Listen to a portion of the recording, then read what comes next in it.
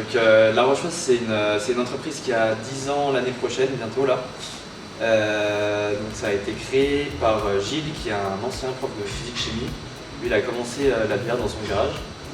Et puis il avait pour objectif de développer. C'est à ce moment-là que Max l'a rejoint, donc il a permis de développer la marque La Rochefosse, d'aller démarcher des clients, de chercher en fait des clients. Et ensuite, du coup, nous on est arrivé ici il y a 4-5 ans dans cette structure-là, donc avec une nouvelle équipe, avec une nouvelle cuisine, avec une nouvelle brasserie. Voilà. Et puis moi je les ai rejoints il y a 4 ans, j'ai fait mon apprentissage ici. Aujourd'hui en brasserie on est deux. Il y a Mériadec qui est assistant brasseur, il y a Étienne qui est le responsable, qui est le directeur général de La Rochefosse actuellement. Et qui s'occupe principalement de la partie commercialisation. Et puis moi du coup qui m'occupe des plannings, de la création des recettes, de la gestion générale de la brasserie.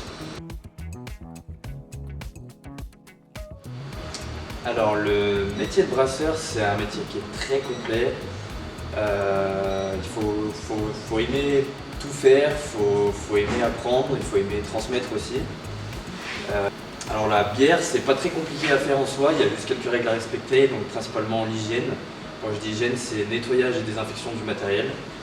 Et puis après, c'est beaucoup de création, des idées qui viennent de partout en fait. C'est de la cuisine liquide, moi j'aime bien dire ça. Donc il faut vraiment aimer créer. Donc c'est pas très compliqué, c'est un mélange de quelques ingrédients, c'est de l'eau à 90%, c'est du céréal. Le céréal, on utilise principalement du malt d'orge. Après, on peut utiliser du blé, on peut utiliser du sarrasin, on peut utiliser tout type de céréales. Ensuite, on a du houblon. Si on veut des épices, donc on peut utiliser tout type d'épices pour pouvoir faire de la bière. Et le dernier ingrédient, qui est un élément qui est essentiel, c'est la levure qui va permettre de transformer le sucre en alcool.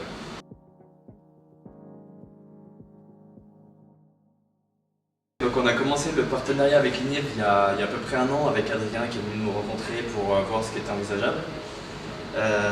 Donc le but de ce partenariat aujourd'hui, c'est pour pouvoir faire découvrir à des gens le monde brassicole et puis éventuellement les former si besoin il y a, sachant que nous on peut aussi prendre des apprentis derrière en lien avec les NIL ou non.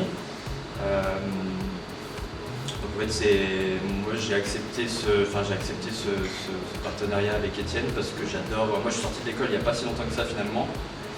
Le métier que je fais aujourd'hui, c'est un métier passion, c'est vraiment quelque chose que j'aime beaucoup faire.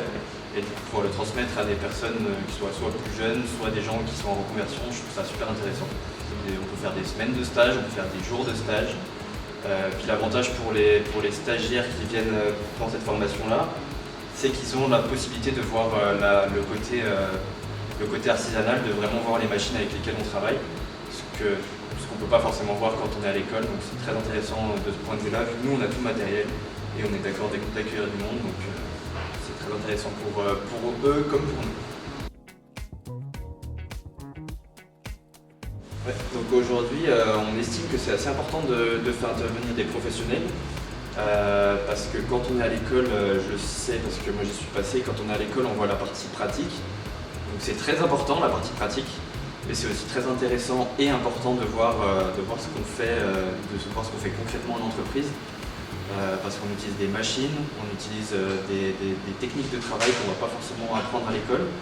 Du coup d'allier la partie théorique avec la partie pratique, c'est très intéressant pour les stagiaires, pour les futurs brasseurs.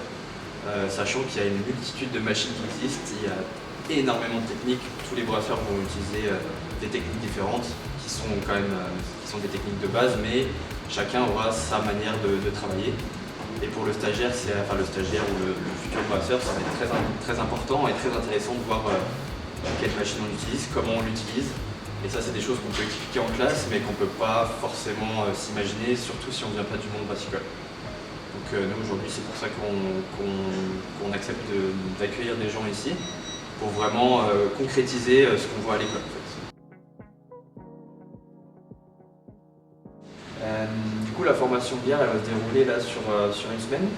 Donc vous serez toute la semaine à l'ENIL principalement avec Adrien du coup qui sera le formateur qui va apprendre, qui va vraiment poser les bases de la brasserie. de la création d'une recette, de la gestion de la fermentation, etc. Et puis ici, il y aura une journée qui sera prévue pour toutes les personnes qui voudront venir ici, où ce sera vraiment une journée de brassage, grandeur, enfin taille de brasserie, quoi, qui n'est pas une pico-brasserie, mais qui est une micro-brasserie. Donc, création de la recette, qui sera faite en amont avec Gilles, qui est l'autre formateur qui a créé la brasserie, qui va venir à l'année.